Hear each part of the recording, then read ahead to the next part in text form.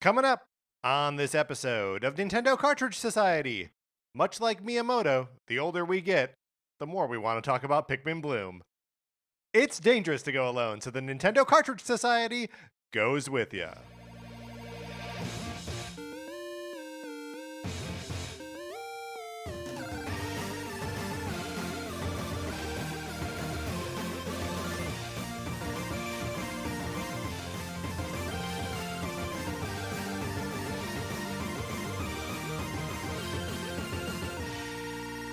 Welcome to Nintendo Cartridge Society. My name is Patrick Ellers, and I am joined, as I'm always joined, by my co-host, Mark Mitchell. We've got a good show for you today. We're going to be talking about the news from the week, including stuff coming out of last week's Investors Call. And then on Thursday, we're casting famous ghost movies with Nintendo characters. But Mark, in the meantime, how's it going? It's going pretty good. A very measured response. Well, it's just so hot. I know. I mean, I know we can. It's hard to look past it. I know we talked about it last week. Right. But it's just so hot.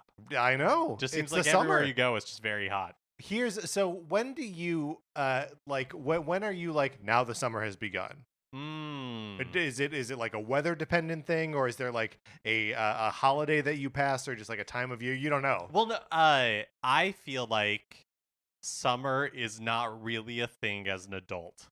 Because when you're a kid, sure, okay, you have like 8 weeks off from school. Right. And those 8 weeks feel like a very long time. Yes, they're long enough to like rewire your habits and your brain. Yeah, I mean, I remember being 16 and getting my first job, and that was for, like the summer, which functionally meant probably like 6 weeks. Yeah, sure. Very funny to think of like anyone being like, yeah, I need help for exactly 6 weeks right, on like, your schedule, kid. Yeah. And now I'm like, it's totally insane that somebody hired me for that amount of time. Yeah. Yeah, kind of. But it felt, much longer. Mm-hmm. It felt momentous. Is there like a food or an activity or something that you're like, we don't do this until summer? No. I'm trying to think. I don't think so. I'm honestly trying to think. What about you? Is there something? No, I don't have an answer for this. Here, the problem. Yeah. We live in Los Angeles. I was thinking the same exact thing. Where it's almost like less enjoyable to be outside in the summer because it's just like, it's like kind of always pleasant in LA, and then sometimes it's too hot. Yeah. And we're just in that too hot phase right now. Yeah. Where it's like, let me get to like late fall, or like let me hang out in spring or like honestly like the winter is kind of the best. But yeah, I don't know. It's just like, yeah, it's hot. I want to like go to the beach sometimes. Well, okay. So this is what I was thinking. It's like, oh, yeah, maybe I should go to the beach. Yeah. But then I was thinking, it's a lot of work. It's a lot of work. Mm-hmm. And then I was picturing myself. This is how I choose what I'm going to eat for lunch as well. I was picturing myself like getting into the ocean. Yeah. I was like, in like Santa Monica or something. Right. It's like, does this bring me joy? Right. And it didn't. And so I'm like, well, okay, I guess I'm not going to the beach. Well, wait. So just because picturing it doesn't give you joy? Yeah, I'm trying to like imagine. This is what I do, and I'm trying to decide what I eat for lunch. Right. Right. Is that going to bring me joy? Yes. Like, ooh, I'm imagining myself eating a peanut butter and jelly sandwich. Right. Does that idea bring you joy? Right. Yeah, see, the thing is, I guess if I do the same exercise, I'm like, no, it doesn't. Like, but I know that when I get to the beach and I'm hanging out there, I'll hate some of it, but I'll like other parts of it. And I really can't predict, like, from visit to visit, which part I'm going to enjoy and which part I'm not. Interesting. But it's kind of just like, I'm going to go hang out someplace else, right? Right. Where, like, the clothes are different, the furniture is different. We have so little to look forward to in our lives that, like, go to the beach and things are a little bit different. That feels okay to me. A swimming pool. That sounds... Yeah. Like, part of that sounds appealing to me. Well, part of it? Yeah. Okay. I don't know. Do you care to elaborate? Okay. Yeah. Where would I go to a pool? I don't belong to a gym. Right. And even if I did, that's not really like a hangout pool. Right. But you can find hangout pools. They exist. Yeah, right. Totally. Absolutely. I don't know. Something to think about. All right. Okay. Sure. we're not solving any problems I'm not today. committing to anything. No. Absolutely not. No, I'm just trying. Sorry, I was just taking a moment to picture myself in a pool. Yeah, and is it bringing you joy? I think it could. It's kind of bringing you joy. Yeah. You can bring a kickboard into the shallow end. Me and like the toddlers who can't swim. Yeah, and like the old biddies that you can talk about Murder She Wrote with. Oh, see, that brings me joy. Yeah, I know. That ups the joy quotient for sure. If you would like to up our joy quotient, you can go to patreon.com/Nintendo Cartridge Society, where if you are supporting us at the 8-bit or 16-bit levels, you get access to our once-a-month episodes of miniseries that we are putting out. We have just concluded season 1 of NCS Arcade. Yeah, on Sunday we put out an episode all about Earthbound. 2.5 hours all about Earthbound. Yeah, by accident. We did not necessarily intend to talk about Earthbound for 2.5 hours, and yet... But we did intend to only talk about Earthbound for the duration of that episode. We didn't know it would be 2.5 hours. That's right. Right. But that means we're moving on to season 2 of NCS Arcade, where we may or may not be playing games that we've never beaten before. That are available on NSO or Nintendo Switch Online Plus But I expansion think pack. the one that we're going to do for July will in fact still check all those boxes. Right. And actually, we need your help because we are going to be playing one of the Mega Man games that's available for NSO on Game Boy. So there are 5 games. There's a poll up on Patreon right now. Go over there and vote. Make your voices heard, and you will determine which of the 5 Game Boy Mega Man games we are going to play. I'm very excited about this. Yeah, me too. And the poll is open to anybody. Yeah, that's right. And so check that out. Patreon.com/Nintendo Cartridge Society. And then we are also soliciting emails about Earthbound, as sort of we've done in the past. We are going to do a follow-up episode that incorporates your questions, your comments, your feedback about Earthbound. So email us at Nintendo Cartridge Society at gmail.com if you have anything to share about Earthbound or any reactions to our conversation about Earthbound. That episode that we will post next week will be available again to everyone on Patreon, whether you are a free follower or are contributing at any of the levels. And you can email us, of course, if you are contributing at any or no levels. We are giving you until Sunday, July 7th, so 1 week basically, to get your Earthbound thoughts into us, and we will incorporate them into that show. And then finally, if you are contributing at the 4-bit level, NCS Detective Club is available now. It's all available. It's all there right now. So get in there. The Patreon is got stuff on it. So check it out. And if you are not in our Discord yet, you should be in there. Email us, Nintendo Cartridge Society at gmail.com. We'll send you an invitation. I wrote a Teenage Mutant Ninja Turtles book. 3 issues of it are out right now. The 4th issue is coming out sometime. I looked it up. You looked it up? I know supposedly. Yes. That the 4th issue is releasing September 4th. Whoa, that late? I think so. Wow. Okay. All right. So September 4th. That surprises me that it's that far away. All right, September 4th. Pre-order it now. Mark, we've got some debugs to get to. Yes, regretfully. Okay, so we have a debug of a debug because 2 weeks ago, in the news episode, we talked about Nintendo removing the ability to share screenshots and videos from your Switch through Twitter. Yes. Through X. And so that's been removed. And so in that episode, I said, I don't know if there's any way to get screenshots off your Switch other than plugging in the SD card. We were both kind of like, they should really figure this out. Get a phone app. Yes. And so last week, we had a debug where people wrote in and let us know that there is a way you can do it officially on the Switch. And then you can send it to your smartphone using QR codes. And then AV in the Discord let us know that there's also an app called Switch Buddy, like a phone app that you can download. And I saw that Switch Buddy costs $2.99 a month or $3.99 a month or something like that. And so I thought that the ability to get screenshots off of your Switch using Switch Buddy was gated by that monthly fee. But AV let us know that it is in fact not.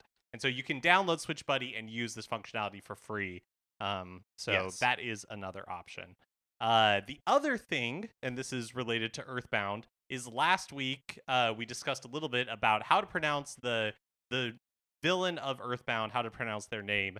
and I said that I looked up old like Nintendo Power commercials Right. to see what they called it, and they pronounced it Gygus. And so I planted my flag and I said, all right, that's what I'm going with. Right. But then Juliette Askew in the Discord came with receipts, and she shared a passage from the book Legends of Localization Earthbound that was written by Clyde Mandolin. And in it, it says that yes, there's a disagreement over how this evil entity's name is said. In the character in Japan in Mother 2 is known as Geeg. And Which is like phoneticized here as Gyiyg. but then the Earthbound localizers in the US eventually renamed it Giygas. And even though in, like the promotional video it was pronounced Gygus, because the Japanese name is Geeg, the localizers themselves pronounced the English name Gigas. Right. And so in the Earthbound episode, that's what we used. And that is now what I am planting my second flag on. Right. I'm planting a flag on my other flag. Right. And I'm Double flag. And I'm committing Uh-huh. to Gigas. So Gigas, we do feel that is a more threatening sounding name than just Geeg, right? It's about the same. Yeah, I don't really know. It feels like a lateral move to me. Do you know what the most threatening sounding name would be? Tell me. Greg Smith. Hey, I'm not scared of Greg Smith. All Despite right. rumors to the contrary. I mean, hey, I believe you. All right, Mark. Those are the debugs. Let's get into what we've been playing this week.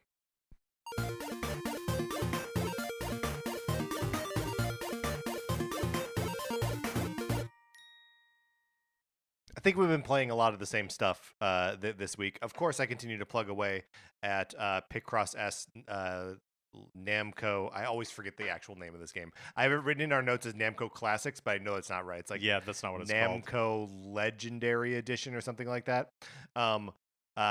And I tell you what, yes, Namco Legendary Edition. Great.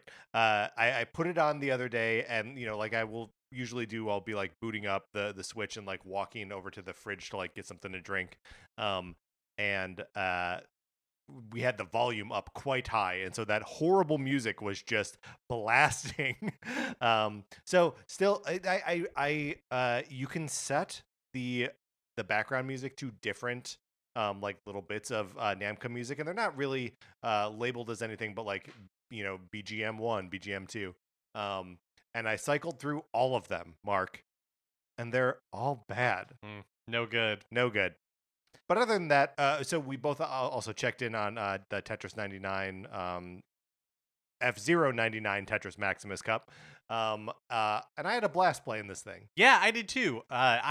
The Splatoon 2 theme has been my default theme when I'm playing Tetris 99 for years at this point. I really liked that theme. I thought the music was great. I like the music of Splatoon 2. So that was my default theme for a very long time. But I have now changed it to be the F-Zero. I think that's a great call. One. I thought the music was a great fit for it. That like great anxiety, pulse pounding.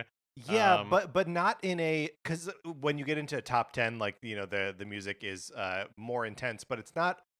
My complaint always with the Splatoon one is that it gets, when you are in the top 10, it plays the last 30-second music, which in Splatoon is like you are never subjected to that for more than 30 seconds at a time.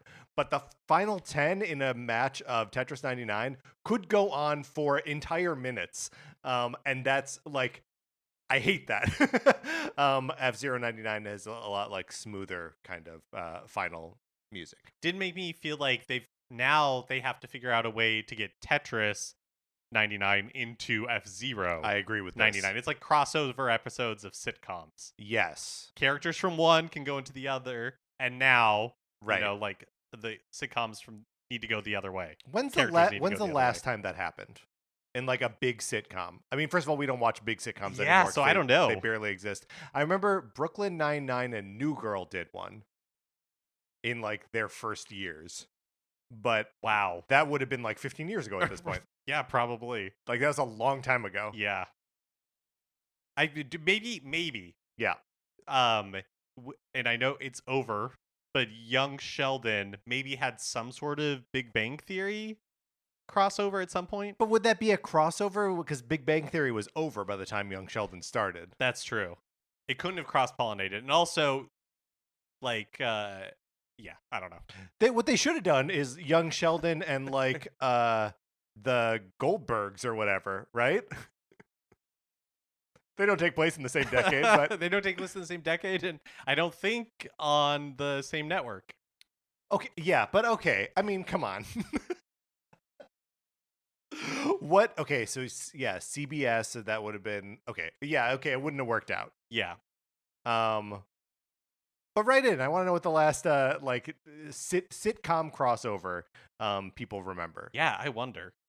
So why didn't it happen more in like the early 2000s? Like, why didn't we get a like 30 Rock, The Office crossover? Yeah. I mean, I guess their worlds are so different. Like, how would it have even worked? But you could have done like Office and Parks and Recreation. And you could have done Community and 30 Rock. I wonder if the maybe the Chuck Lorre sitcoms on like CBS. Ooh, that's a good. Maybe they had like crossovers at some point, like 2.5 Men crossing over with like Big Bang Theory. Big Bang Theory, yeah. Yeah, I don't know. We need to get to the bottom of this, and also why aren't we? I feel like there should be more crossover, like TV series. I feel like a whole series. I'm saying. I think it might be happening in dramas, like because like NBC has the whole like Chicago thing, everything. Yeah, that makes sense to me. I don't know that Grey's Anatomy has any spin-offs that are currently airing, but Private Practice was on for a while. Yeah, but like even more recently, there's one called Station 19, maybe. Sure. And the thing is, I feel like if it's a spin-off and they cross over, that's just like Coming Home to Roost. Oh, you know what I see. mean? Yeah. Like, it's sort of exciting when you see Buffy on Angel, but you're like, but I get it, right? Like, I don't know if this counts. Yeah. Yeah. What? So, like legacy reboot series, that's passe. Now we do legacy reboot crossover series, right?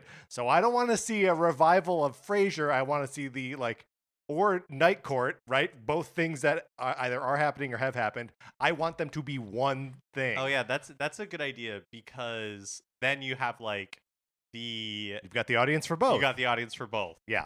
Feeding into one. Right. And you already have to like change the premise of these shows as you reboot them. So like, why not just jam another show's premise in there? See, in a segment like what we've been playing this week, what have we been playing this week? Solving Hollywood's problems. I think that's right. We've also been playing Luigi's Mansion 2 HD, which I am enjoying quite a bit.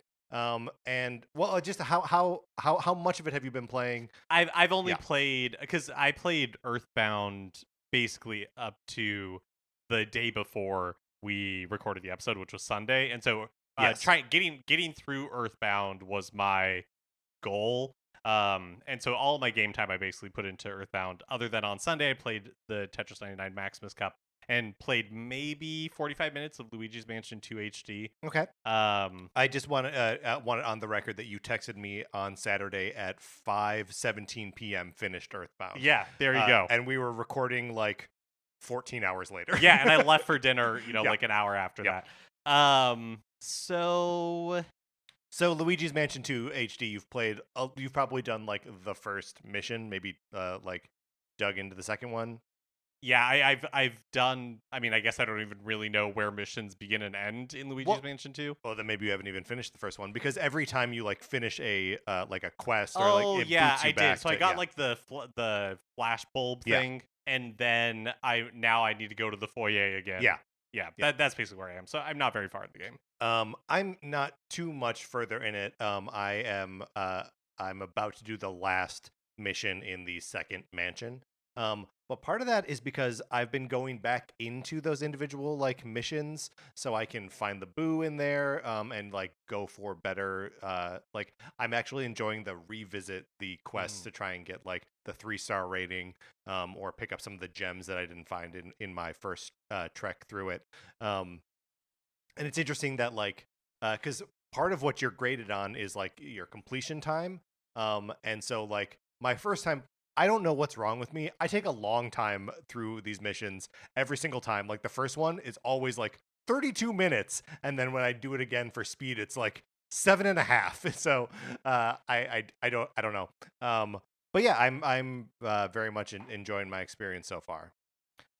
I forgot how much personality Yeah. these games have. Like EGAT is great, even Mhm. from the very beginning of the game.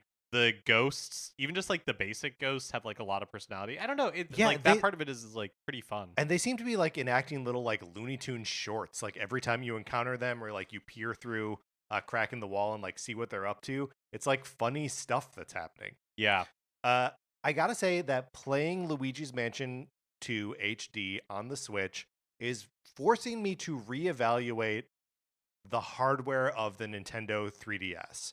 Um, because I played some of Luigi's Mansion Dark Moon on 3DS, but like kind of couldn't keep playing it. Like there was some barrier for me that like I just couldn't break through the first like couple hours with it. And in playing it now on Switch, I'm like, yeah, I can put this up on my TV. I can play with a normal, comfortable controller. I don't have to worry about battery life. I don't have to like should to decide if like the 3D is what I want.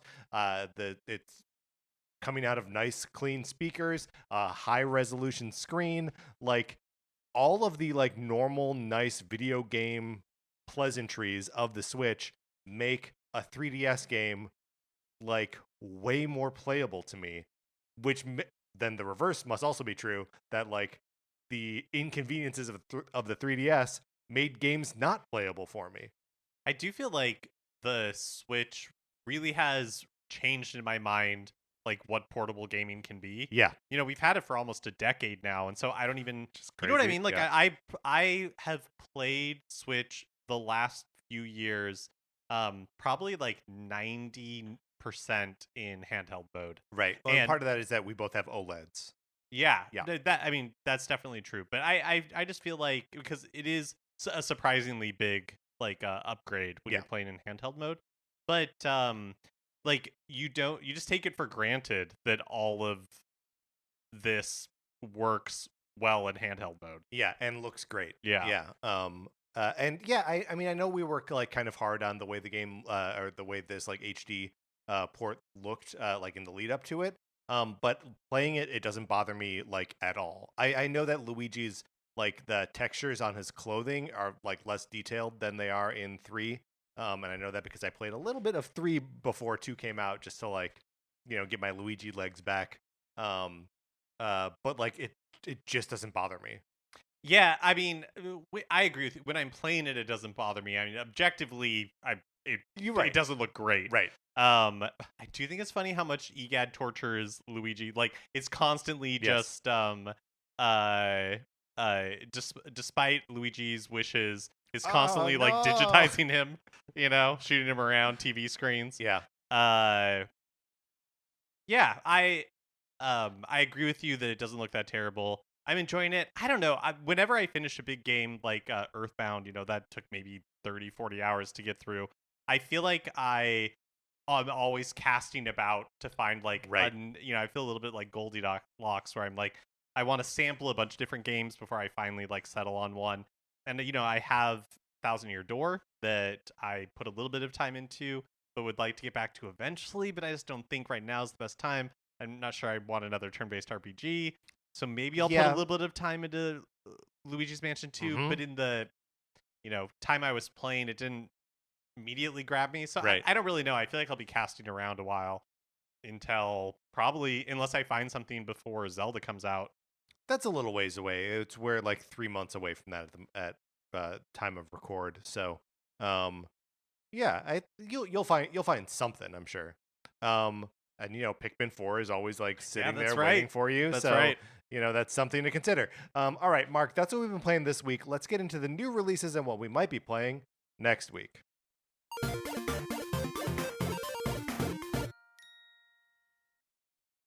I don't have anything Yeah. on here that I am interested in picking up or even really like talking about. Okay. What about Scoop It Goldfish? coming out on the 4th of July. Why? Who's releasing games on the 4th of July? There's also on the 4th of July, there's a game called Brain Training with 2 exclamation points. Number Search. Number Search. Mm-hmm. And, of course, Air Hockey Casual Table Arcade. Yeah, I mean, it's a holiday week. Yeah. We're also, we are between the one Nintendo Direct that we were promised this year and the eventual reveal of the next Switch. I feel like we are going to be in news dead zone for a little while. Yeah, I think so too. News and new release dead zone. Yeah, because I think third parties are also probably going to be holding on to a bunch of releases.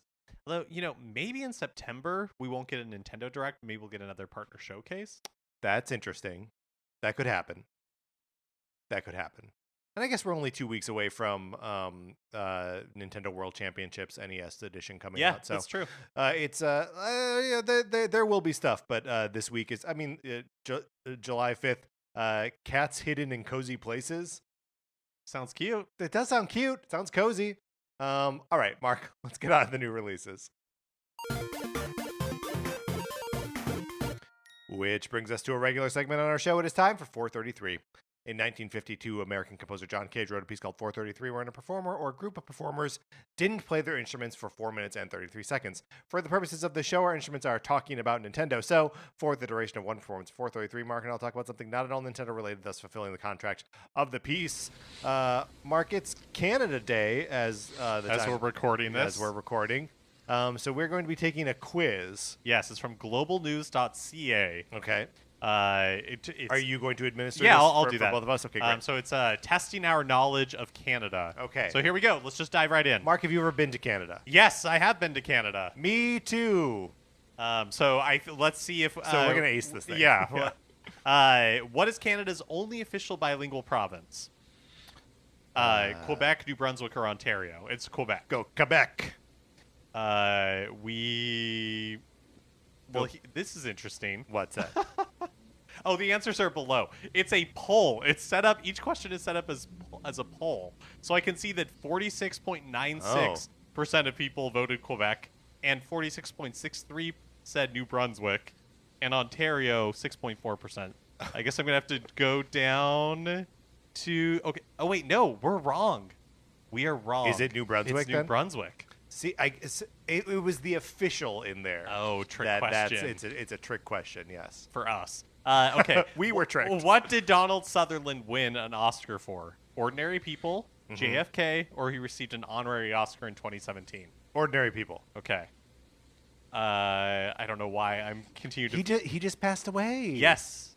He received an honorary Oscar in 2017. An honorary Oscar? Yes. Okay, great. For what? I guess you don't win an honorary Oscar for anything, but he's deep in Hunger Games at that point, right? Yeah. Yeah. What beach did Canada storm on D-Day? Juno, Sword, or Gold? It's a total guess. Sword. Okay. The answer is Juno. Oh. All right. Let's see if we can get none of these right. So far, so good. In what city was Justin Bieber born? Hamilton, Ontario, London, Ontario, or Vancouver, BC? So I don't think Vancouver. I don't think Vancouver either. Let's go with...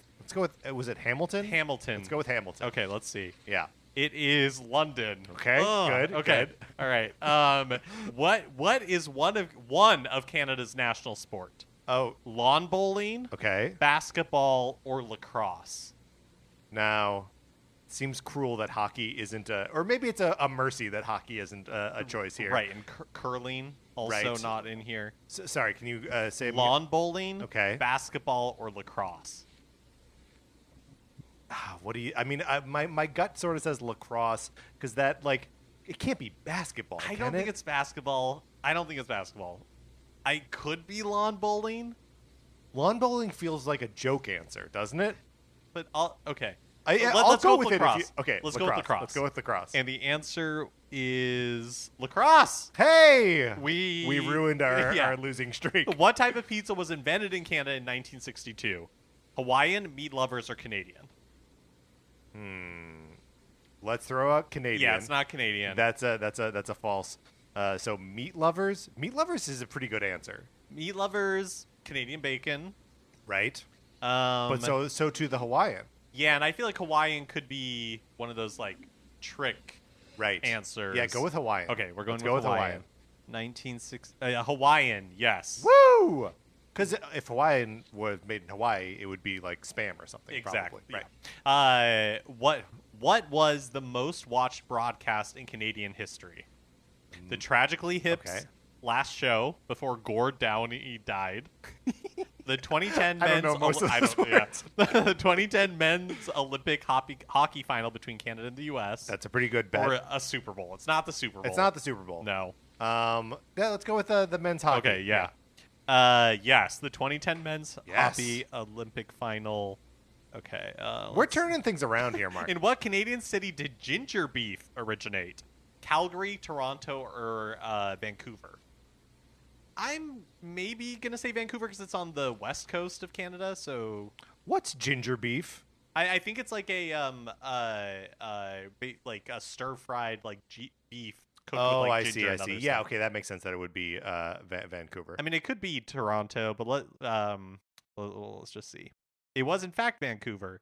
All right. Well, so we got to stop there. Okay. We've embarrassed ourselves and Canada enough. That's yeah. So you are now off the hook. We were accompanied today by the Randolph College Chamber Orchestra, but the video was reversed for some reason. Reverse meaning it played the beginning first. It played the whole thing backwards. So that's what you heard is the backwards sounds of an orchestra not playing their instruments. I love when like with 433, people just get freaky. Hey, experiment with the form, right? Yeah. Like it's already crazy, make it crazier. Mark, let's get into the news.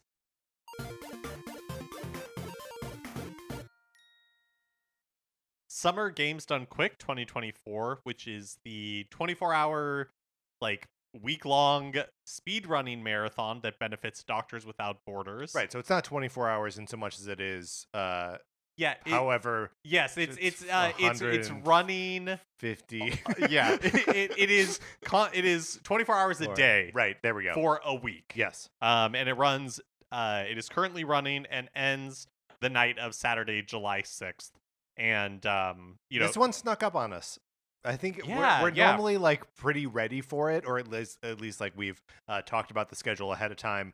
But this time, as we were recording our Earthbound episode yesterday, you were like, "Oh, Summer Games Done Quick started." Yeah, I totally lost track of it. So speedrunners from all around the world, come together and speedrun various games, and it's all for doctors. They're raising money for Doctors Without Borders. Here are some of the runs that sound cool to me. Tomorrow, July 3rd, there's this mod or like hack of Super Mario World called Super Sonic Saves the World. Cool. And that's at 1:41 p.m. Pacific time, followed by Kaizo Mario Galaxy at 2:41 Sounds p.m. like a nightmare. Yes, I know. I am trying to imagine all the crazy things they'll do with the physics of that game. Kaizo, if you're not familiar, it's basically just like hacks of games where people create new levels using the like mechanics and objects that are in the base game, and they make them incredibly difficult. And not just difficult, but like sadistic, like planting traps for you in ways where like a normal Mario game would be like, no, here you are obviously just like going to jump across the pit, and just like hidden blocks anticipating the arc of your jump to knock you out. And then Wednesday night, Destiny Wrath of the Machine, which is one of the raids from the game from like 2016, is being run solo at 6:57 p.m. Pacific time. I used to play so much Destiny when that game first came out, so that seems like it would be fun to see. On Thursday, July 4th, Pokemon White 2 is being run at 7:53 a.m. Pacific time. Mario Kart DS at 11:57 a.m. Pacific time. Which I just gotta say, if you are speedrunning a racing game where the point is to go fast anyway, I don't know. Isn't that just playing the game? Yeah, I guess you're like optimizing it Yeah. to be able to complete all 32 tracks as quickly as possible. Which is the point of all racing, but okay. And then Ken Griffey Jr. presents Major League Baseball, which it was a Nintendo developed, published baseball game when Ken Griffey Jr. was a superstar and played for the Seattle Mariners, Right. when Nintendo was like the majority owner of them. That's being run at 5:42 p.m. Pacific time. And that is a Super NES game. Yes, that's right. And then on Friday, in the morning, there's the Legend of Zelda Twilight Princess co-op randomizer. Cool. Seems like it'd be fun. That's at like 9:30 a.m. And then Saturday, July 6th, the final game being run is the Super Mario RPG remake, and that starts at 8:20 p.m. Pacific time. I wonder how quick you can speedrun the Super Mario. I mean, we'll see. Yeah. So yeah, you can check out the schedule at gamesdonequick.com and also make a donation that benefits Doctors Without Borders. Yep. A good event. Nintendo held their 84th General Shareholders meeting last week. As of this recording, the official English translation of the question and answer session hasn't been posted by Nintendo. So everything we're going to talk about is based on machine translations that may or may not be wholly accurate. Right. Or I guess some of it might be translations from, like other people. But basically, I'm not going to read any of it verbatim because it is just kind of like machine translations. But we will just be talking about kind of the general ideas, and then we'll debug ourselves if the official QA English Q&A comes out and we got some of it wrong. Mm-hmm. So one of the questions is somebody asked about Nintendo's AI efforts. They specifically called out, all the AI stuff that's happening on phones with like Apple Intelligence and everything. And so what is Nintendo doing there? President of Nintendo, Shintaro Furukawa, responded basically saying that, AI has been used in games in some form or another for a long time, that a lot of like animations in games are assisted with AI, but that for something like generative AI, right, which is like that's the thing that people are talking about when they're talking about AI now. Yeah, right? like creating assets using AI and stuff like that.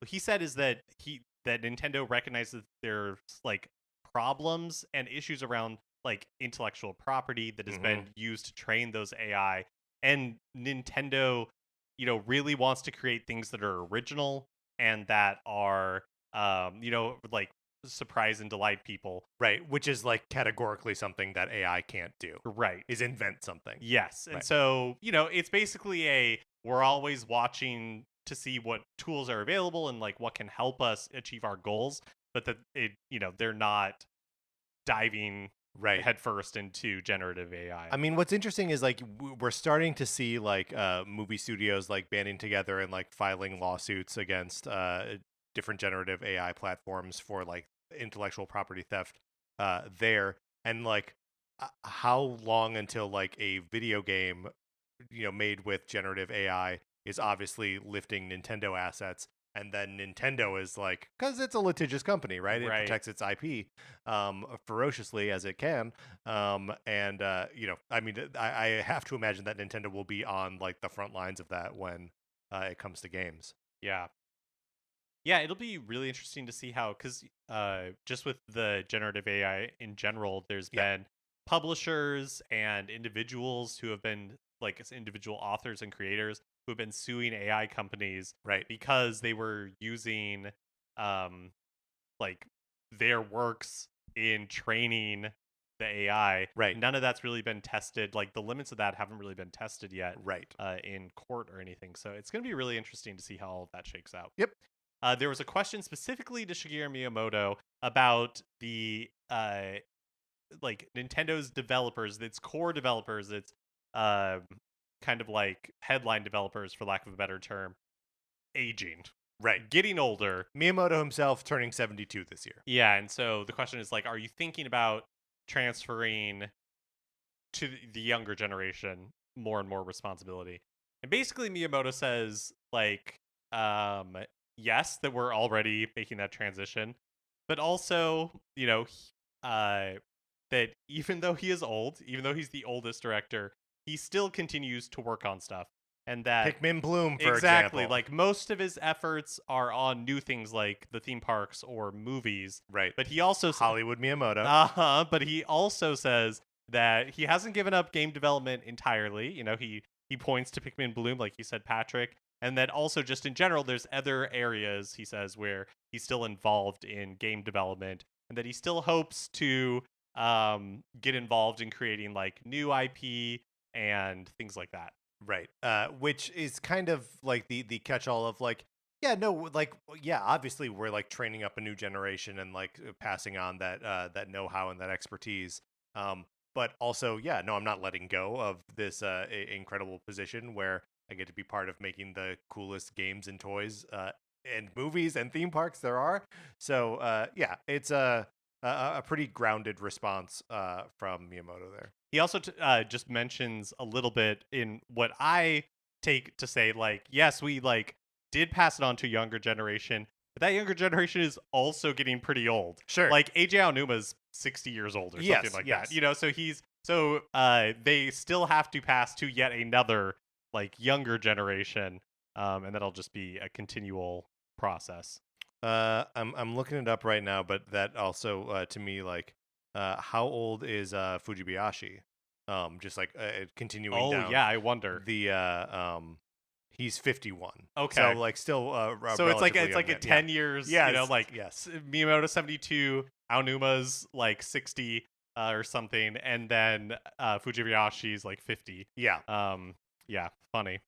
A question near and dear to our hearts, I think, Mhm. about making game soundtracks more available. Like commercially available. Uh-huh. And Furukawa talking about that. Let's just read the quote here Okay, because yeah. it's funny. We are aware of interest in our music. We think music is necessary for IP expansion, so we'd like to use it in a way that makes people happy. We have nothing to announce at this time. Yes, absolutely. But I mean, it would make me happy If what? if they made it more widely available. Yeah. I mean, yeah, like I'm listening to Nintendo music or video game music basically all day long using YouTube, Right. right? But it would be included as part of my Nintendo Switch Online subscription. Yep. Hey, Huh. make me What? pay more for Yes. a Nintendo Switch Online I would do it. subscription, and I would do it. Yes. Yes, of course you would. Someone asked about measures that will be taken against scalpers when the Switch successor releases. And Furukawa responded saying that like the most important thing they can do is produce a large number of them. I love it. No one will scalp if we just have enough. Yep. And he's like, because they talked about this last year, I guess, as well. And he's like, hey, the idea has not changed since last year. The idea is still to make enough to satisfy demand. And they also talked a little bit about how like the chip shortages are not a factor for them this time. Also, it seems like they've been stockpiling these new Switches for a long time now, or at least the components to put it all together. And if the leaks that have been going back years about like the chips that they're using from Nvidia are true, they're not, just like it was with the Switch, they're not, you know, like bleeding edge chips. And so if it has been pushed back another year, theoretic, or you know, like when we thought it was going to release in 2024, it seemingly is not releasing until 2025, and that just gives them more time. For the record, is always what I've been saying. Yeah, and I laughed. You did basically in your face, derisively. Yeah, when you predicted that. Now it's egg on my face, but seemingly plenty of time. Yes. They don't seem worried about component shortages, and yet you still have to imagine it's going to be difficult to get when it first releases. I mean, we obviously we'll see, right? It is definitely launching into a market that is bigger for like just the general Nintendo audience is bigger now than it was when the Switch came out. Sort of just by virtue of like where games are available and just like the population of people with enough money to buy a new Nintendo system. But also it's been insanely popular. So yeah, it seems like they're going to need to have a lot, but I don't know. I may believe them that it won't be, because remember how hard it was to get a Switch when they first came out? It was very hard. Yeah. Like if you didn't have one pre-ordered or weren't like available to get in that like first clutch of systems that were going out, it was a real crapshoot for months. I think they'll probably be better about that now. You do have to wonder though, like how much does it induce demand if you know you restrict the supply a certain amount? Like if you just flood the market with Switch 2s, Right. and for whatever reason it doesn't connect with people. Right. Then what do you do? Yeah. Yeah. I don't know. I mean, the Wii U was easy to walk into a GameStop and buy on day 1 or day 30 when it was originally released. But like the Wii, that was hard to get a hold of. Yeah, the DS, Yeah. when it relaunched with like the Nintendo Yep. DS Lites, those were very hard to get. I Yeah. remember like checking Target basically daily, trying to get one of the polar white ones. Yeah, and 3DS's also had like a weird relationship of like going like in and out of availability, and of course now are impossible to find. One thing I didn't pull and add it to the show notes, but was in that Q&A was a question from an investor about like the value of the yen is so low compared to the dollar right now. Mm-hmm. The question was about like the Switch successor. It's like if you're pricing this new console comparably around the world, that would make it very expensive in Japan. And how do you still make it like affordable? And I think, I mean, Furukawa's answer is, like we're aware of the situation but we haven't announced any like plans for pricing or anything like that. You have to think that they're hoping that that the currency kind of like stabilizes a little bit there. Yes, because otherwise that is a really good question. And Japan is such a big, I mean, obviously the rest of the world is and North America is, but like Japan is such a big market for Nintendo hardware. And one that they're so focused on. Yes. Or like, Nintendo, like it's their backyard. But like other, like Sony is basically forsaken Japan. They're just like, we're making our money elsewhere, and Nintendo does not seem interested in doing that. Like Nintendo's always kind of been like a Japanese focused company that also makes it work for everywhere else. Yeah, totally. Yeah. And I think people respond to it in a lot of ways because it is this like Japanese thing. Completely agree. Like Pikmin's a great example of that. They were Pikmin has always been maybe even still. Well, probably not anymore. Sorry. But Splatoon and Pikmin are good examples of franchises that hit in Japan in a way that they like didn't hit in the US, but that encouraged Nintendo to keep going. And Nintendo's like nurtured those franchises. And, just by virtue of the market being so much bigger, Splatoon 3 and Pikmin 4 has probably sold more outside of Japan, but proportionally, those franchises are like more popular in the country. Well, and like you can also just see that like going like all the way back to like Famicom, that like the Advance Wars series and Fire Emblem both actually start on NES or on Famicom, and we get them later, like much later, on the handheld systems, the GBA, and it's kind of just because they were so successful in Japan. And obviously the same stuff like Dragon Quest games, not Nintendo, but still, that like a strong base in Japan can lead to eventual adoption worldwide. There was, another question about the need for new IP, and the response to that was basically like, we're always working on new properties and trying to balance that with existing characters. So, please be excited for the future.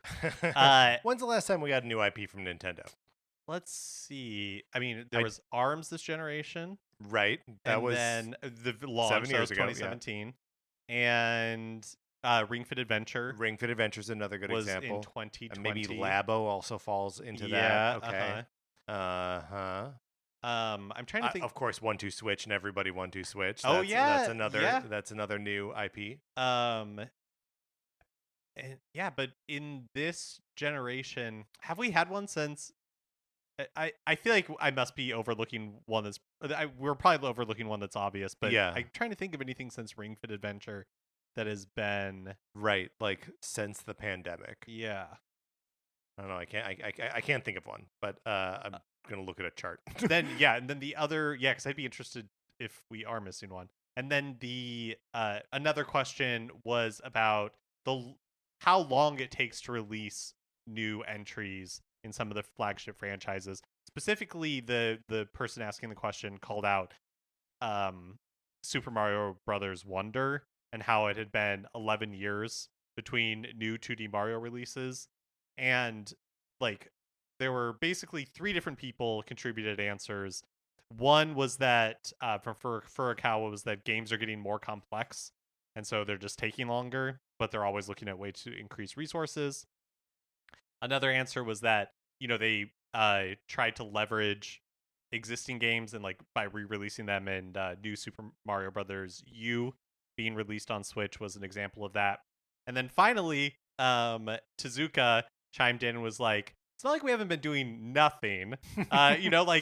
We created like Mario Maker 2 in that time. Yep. And there's been 3D Mario releases, and so that's kind of your answer there." I'm honestly, I'm having a hard time here. Just from like this last year, the releases are, obviously a lot of remakes and like sequels. Endless Ocean Luminous, another Code Recollection. Going back, I mean, maybe like, but Bayonetta is originally like GameCube. I guess there was they've done. I mean, there was Astral Chain, but that was Astral Chain, pre-pandemic. yep, that was 2019, yeah. And then there was Demon Ex Machina, which also was pre-pandemic. Right. Yeah, I don't think there has been one since, it doesn't look like it since the pandemic. Huh. Unless we want to count Princess Peach Showtime, which I don't think we should. Yeah. Interesting. Yes, very interesting. In other news, we got a release date for Disney Epic Mickey Rebrushed. Speaking of new IP, wait. The game will be coming out on Switch and other platforms September 24th, which is a Tuesday and just 2 days before The Legend of Zelda Echoes of Wisdom. Which, look, they're probably not games in much competition with each other. I'm interested in playing both, but like, I don't know. Mickey's gonna have to wait while I play this new Zelda game. Yeah, it just feels like you never want to be in the way of a major Nintendo release like that. Right. They really like Sonic Superstars themselves. Totally. They really Horizon Zero Dawn to themselves on this one. Just get out of Zelda's way. Yeah, I guess not really their fault. Maybe the Zelda announcement was before. It was Epic Mickey Rebrushed, so they could have recalibrated if they wanted to. It was before the release date. The release date announcement. Yeah. At any rate. Also, just want to point out that as of recording, we are 87 days until the release of Echoes of Wisdom and the Nintendo Switch Lite Hyrule Edition, and pre-orders for the Nintendo Switch Lite Hyrule Edition have not yet gone live. When we did the comparison the other week, it was 85 days for the Switch OLED that came out alongside Metroid Dread. So I'm hoping that those pre-orders go up on Wednesday. That'd be 85 days. It was also it was 85 days, but it was basically 4 weeks after that E3 Direct. Yes. Where it was revealed. So maybe that's another. Sure. Because the June Direct this year was later. Yeah, but I mean, I would just think that pre-orders have a stronger relationship to when the product comes out, right? Yeah, they have to maybe determine how many they're getting into each store or whatever. Totally. Finally, Super Mario Run got another free update in the form of a limited time Luigi's Mansion 2 HD event. Crazy Super Mario Run continues to get these limited time events. And I really think it's because we talked about, I don't even know how many months ago at this point, that the success of the Super Mario Brothers movie reignited interest in Super Mario Run.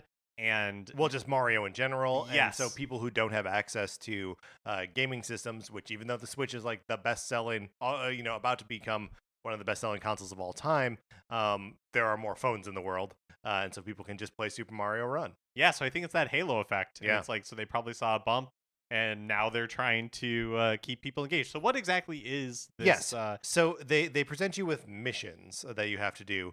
And each mission is 3 shorter missions. And the missions are something as simple as the very first one that you do is just visit your own town, which sort of happens automatically when you turn the game on. The second mission, which I did while you and I were sitting here waiting to record, was defeat 15 Goombas in World 1-1. So it's that kind of thing. Go into this level and accomplish this specific feat. and like beating 15 Goombas isn't something that you would do automatically. You have to make a point to be like a Goomba killer. So yeah, it's just like a fun way to do some specific tasks within the mechanics of Mario Run. Is this how the other limited time No. events have worked? No, some of them have been like Toad Rally things, where like you're just competing in Toad, like the Wonder event. When you would play Toad Rally, you would encounter Wonder Flowers sometimes instead of stars, which would like transform some of the enemies into Wonder coins, and so like you had to collect a certain number of those coins to get like the statues and stuff for your little town. The mission like way of doing it seems more fun to me. It does seem like more fun. I like that it is. I like that there's no like single prescriptive thing for like here's what these events are. There are at least 2 different versions. I didn't sample the Princess Peach Showtime one, but I'm betting that it was also something different on top of that. So yeah, it kind of nuts to me that they're continuing to devote resources and even like kind of brain power to like figure out what like the meta game for like these different events is. They could all just be the same, but they're not. I wonder, and this is pretty far-fetched because Nintendo has not shown any interest in like continuing to pursue mobile games. Right. But given the success of the Super Mario Brothers movie and them talking about how there are lots of places where the Switch isn't even officially available Right. to sell, and they want to continue to expand their the reach of their characters worldwide, could we see like a Super Mario Run 2 or like something else? Okay, that is simultaneously the most like gonzo prediction that we've ever put out on this show, and something that I totally believe could happen, and that like the Nintendo audience would yawn at, right? But it wouldn't matter. It's not for really them. It's not really for the hardcore Nintendo audience. Yeah. It's just another way for Nintendo to create Nintendo accounts, really, Yeah. which they really want to do. They really Right. want people to sign up for Nintendo accounts. And I would love Super Mario Run too. It would be really fun to see what they did a second time. Yeah. I think they would use the Wonder engine. That would be so fun. Super Mario Wonder Run. Yeah. Wonder. Because Run came out Runder! 8 years ago, right? It came out in Yeah. 2016. Came out before the Switch, yeah. So that's, pretty crazy. Miyamoto's going back on Jimmy Fallon, I tell you what. All right, Mark, let's get out of the news. All right, that is going to also I know that no Nintendo podcast, no Nintendo outlet, no Nintendo enthusiast, no Nintendo YouTuber, but us is talking about Super Mario Run and these events that are happening to it right now. But it's just it's fascinating that they just keep doing them. That's going to do it for this episode of Nintendo Cartridge Society. Join our Discord if you have not. Email us. I'll send you an invitation. Anthony DeLuca made our logo. Our theme music is provided by 8-Bit Betty. You can get more of his music by going to 8bitbetty.com or by listening right now. For my co-host, Mark Mitchell, this is Patrick Eller saying vote for which Mega Man game we're going to play on the Patreon poll. And thank you for listening.